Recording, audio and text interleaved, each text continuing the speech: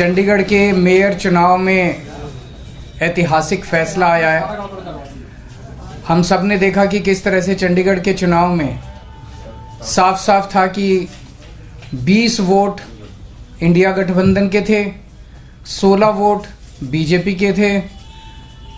20 में से 8 वोट किस तरह से इंडिया गठबंधन के वोट गलत तरीके से इनवैलिड डिक्लेयर कर दिए गए और इंडिया गठबंधन के कैंडिडेट कुलदीप कुमार को हारा हुआ डिक्लेयर कर दिया गया, बीजेपी के कैंडिडेट को जीता हुआ डिक्लेयर कर दिया गया।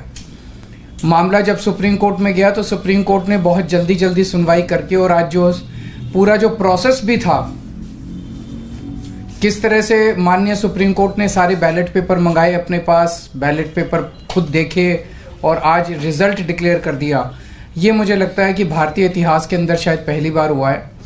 हम सुप्रीम कोर्ट का बहुत बहुत शुक्रिया अदा करते हैं कि इतने कठिन समय में आज जो देश के अंदर जो हालात हैं, पूरा डिक्टेटरशिप चल रही है, जनतंत्र को कुचला जा रहा है जगह जगह, सारे इंस्टीट्यूशंस जो हैं वो एक तरह से कुचले जा रहे हैं, रौंदे जा रहे हैं। ऐसे में सुप्रीम कोर्ट का ये जो फैसला है ये बहुत मायने रखता है जनतंत्र के लिए और जनतंत्र को बचाने के लिए ये सुप्रीम कोर्ट का फैसला बहुत अहम है। इंडिया गठबंधन, इसलिए हम सुप्रीम कोर्ट का बहुत बहुत शुक्रिया अदा करते हैं। इंडिया गठबंधन की ये बहुत बड़ी जीत है, पहली जीत है, बहुत बड़ी जीत है और बहुत बड़े मायने रखती है। एक तरह से उन लोगों से छीन के लाए हम लोग ये जीत। उन लोगों ने तो चोरी कर लिया था ये चुनाव, उन लोगों ने तो वोट चोरी कर लिए थे, लेकिन हमने हार नहीं मानी। हम आखिरी समय तक लड़ते रहे, संघर्ष करते रहे और अंत में हमारी जीत हुई। तो ये पूरे देश के लिए, इंडिया गठबंधन के लिए बहुत बड़ी जीत है और बहुत बड़ा संकेत देती है देश को। जो लोग कहते हैं कि बीजेपी को हराया नहीं जा सकता, बीजेपी को हराया जा सकता है, एकता से हराया जा सकता है, अच्छी प्लानिंग और स्ट्रेटेजी से हराया जा सकता है और मेहनत से हराया जा सकता है। ये इस चुनाव के नतीजों ने साबित कर दिया। तो मैं इंडिया गठबंधन के सभी पार्टनर्स को बहुत बहुत इसके लिए बधाई देता हूँ। चंडीगढ़ के लोगों को बधाई देता हूँ जिनको चंडीगढ़ के लोगों की एक तरह से जीत हुई। चंडीगढ़ के लोगों ने तो नतीजा यही दिया था कि भाई इंडिया गठबंधन का कैंडिडेट मेयर बनना चाहिए, लेकिन उन्होंने चोरी कर लिया चुनाव। तो एक तरह से जनता की हार हो गई थी, लेकिन अब जनता की जीत हुई है और पूरे देश की जीत हुई है। पूरे देश ने देखा कि किस तरह से बीजेपी ने यह चुनाव चोरी किया। इस चुनाव में 36 वोट थे टोटल, बीजेपी के, कांग्रेस के, आम आदमी पार्टी के, अकाली दल के 35 काउंसलर और 1 मेंबर ऑफ पार्लियामेंट, 36 वोट थे। उन 36 वोट्स की काउंटिंग में बीजेपी वालों ने 8 वोट चोरी कर लिए, 25% वोट चोरी कर लिए 36 के अंदर। सोचो, अभी कुछ दिन के बाद देश का बड़ा चुनाव होने वाला है, उसमें 90 करोड़ वोट हैं। अगर ये 36 वोट में से 25% वोट चोरी कर सकते हैं, 90 करोड़ वोटों में ये कितने वोटों की चोरी करेंगे, सोच के भी रूह कांप उठती है, रोंगटे खड़े हो जाते हैं। सुनते तो थे कि बीजेपी वाले गड़बड़ करते हैं, सुनते तो थे कि बीजेपी वाले बदमाशी करते हैं, वोटों की चोरी करते हैं, पर कभी कभी मन खराब थी कि चंडीगढ़ के चुनाव के वक्त सीसीटीवी कैमरे लगे हुए थे और सीसीटीवी कैमरों के अंदर इनका सारा का सारा रंगे हाथों ये लोग पकड़े गए, सारा इनका कुकर्म पकड़ा गया। इससे साफ जाहिर है कि कितने बड़े स्तर के ऊपर ये वोटों की चोरी करते हैं। अब बड़ा मसला ये है, पूरे देश को सोचना पड़ेगा कि अगर जनतंत्र नहीं बचेगा तो कुछ नहीं बचेगा। आज जितनी कॉन्फिडेंस के साथ ये कह रहे हैं 370 सीट आएंगी, 370 सीट आएंगी, एक तरह से देश के लोगों को चैलेंज कर रहे हैं ये लोग कि तुम्हारे वोट की जरूरत नहीं है हम लोगों को, हमारी तो आ रही है 370 सीट। तुम्हारे वोट की जरूरत नहीं है हम लोगों को, हमारी तो आ रही है 370 सीट। अगर उन्हें इतना कॉन्फिडेंस है 370 सीट का, कहां से आ रहा है ये कॉन्फिडेंस? कुछ तो गड़बड़ कर रखी है इन्होंने। और जिस देश या अगर किसी देश के अंदर चुनाव के पहले पार्टियां साफ साफ कहना चालू कर दे हमें वोट की जरूरत नहीं है, हमें लोगों की जरूरत नहीं है, उस देश के अंदर फिर जनतंत्र बहुत बड़ा खतरे में है। पूरे देश को मिलके 140 करोड़ लोगों को मिलके जनतंत्र को बचाना पड़ेगा। इससे ये भी साफ है ये लोग चुनाव जीतते नहीं हैं, ये लोग चुनाव चोरी करते हैं।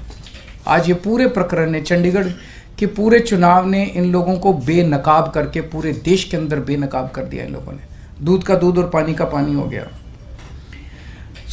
मैं फिर से एक बार इंडिया गठबंधन को बहुत बहुत बधाई देता हूं और माननीय सुप्रीम कोर्ट को बहुत बहुत शुक्रिया अदा करता हूं। अगर एक दो क्वेश्चंस आपके हैं तो। 3 पार्षद भी बीजेपी में चले गए, वो भी एक बड़ी चीज़ है कि इनका पूरा षड्यंत्र क्या था, कि षड्यंत्र था कि हमारे अब पार्षदों को तोड़ेंगे। ये चुनाव, जैसा मैंने कहा कि पहले तो पूरी कोशिश करते हैं ईवीएम में धांधली कर दो, इसमें धांधली कर दो, किसी भी तरह से चुनाव जी, अगर हार जाएं तो फिर ये काउंसलर्स को तोड़ना चालू कर देते हैं, एमएलएस को तोड़ना चालू कर देते हैं, सरकारें गिरानी चालू कर देते हैं, ईडी लगा देते हैं, सीबीआई लगा देते हैं, पैसे की गड्डियां फेंकते हैं उनकी तरफ, सब तरह से तोड़ने की कोशिश करते हैं। ये जनतंत्र थोड़ी है। सर इस चुनावों ने दिखाया कि कैसे अगर आम आदमी पार्टी और कांग्रेस मिल जाए तो बीजेपी को हरा सकते हैं। मैंने अभी यही बोला, तो क्या पंजाब में भी आप इस पर ये मैंने बोला कि किस तरह से अगर हम सारे लोग इकट्ठे हो जाएं, इंडिया गठबंधन के इस चुनाव ने एक बहुत बड़ा मैसेज दिया है। जो लोग कहते हैं कि बीजेपी को हराया नहीं जा सकता, बीजेपी को हराया जा सकता है अगर हम संगठित हो जाएं, एक हो जाएं, स्ट्रैटेजी से काम करें और मेहनत करें, हम बीजेपी को हरा सकते हैं। हमने ये चुनाव में हरा के दिखाया है। पंजाब में सोचेंगे दोबारा से? नहीं, वो स्ट्रैटेजी जीतने की स्ट्रैटेजी है, आप उसमें चिंता मत करो, उसमें जीतेंगे। अभी कई सारे राउंड्स ऑफ डिस्कशन हो चुके हैं और काफी अंतिम स्टेज पे बाकी चीजें पहुंच चुकी है। बहुत जल्दी अनाउंस होगा उनके साथ गठबंधन। आपने पंजाब का क्लियर कर दिया, अकेले बाकी सारी चीजों पे बात हो रही है, बाकी सारे स्टेट्स में बात हो रही है और कई सारे राउंड्स ऑफ डिस्कशन हो गए हैं। काफी अच्छी बातचीत चल रही है और काफी एडवांस्ड स्टेज पे है। बहुत से आपके साथी हैं जो इंडिया अलायंस की बस में चढ़े तो थे लेकिन धीरे धीरे उतरने की कोशिश कर रहे हैं। सबका अपना अपना वो है। मैं आज आपको लगता है कि उनको देख आज के जो रिजल्ट उनको उम्मीद जगी होगी और वो वापस आ सकते हैं? जो लोग देश को बचाना चाहते हैं उन सब लोगों का इंडिया गठबंधन में स्वागत है। सर आपको लग रहा है लार्ज स्केल रिगिंग भी लोकसभा के समय ये अपोजिशन को, इंडिया ब्लॉक को अब डर है, जिस तरह का पिछले कुछ दिनों में घटित हुई हैं चीजें? देखिए, ईवीएम को लेके बहुत प्रश्न उठते रहते हैं। जैसे मैंने बताया, इनकी मल्टीपल स्टेजेस हैं। पहले तो ये चुनाव में गड़बड़ करते हैं, तरह तरह की गड़बड़े करते हैं, वोटर लिस्ट गड़बड़ कर देते हैं, ईवीएम के अंदर गड़बड़ी की बहुत सारी शिकायतें और बहुत सारे वो आए हैं, लेकिन उसके ऊपर कभी भी इन लोगों ने जनता का विश्वास जीतने के लिए ईवीएम के गड़बड़ी जो आरोप लगे उसको इन्होंने जनता का विश्वास स्ट्रेंथन नहीं किया। तो ईवीएम के उसके बावजूद भी अगर ये कहीं चुनाव हार जाएं तो फिर ईडी है, ईडी छोड़ देते हैं, सीबीआई है, सीबीआई छोड़ देते हैं, उससे भी कोई नहीं माने, पैसे फेंकते हैं उसकी तरफ। उसके बाद ये एमएलए और एमपी तोड़ लेते हैं। इस तरह से जनतंत्र मल्टीपल लेवल पे अब खतरे में है और जनतंत्र सबसे इंपॉर्टेंट है देश के अंदर। जनता की चलनी चाहिए, जनता अपनी सरकार चुने।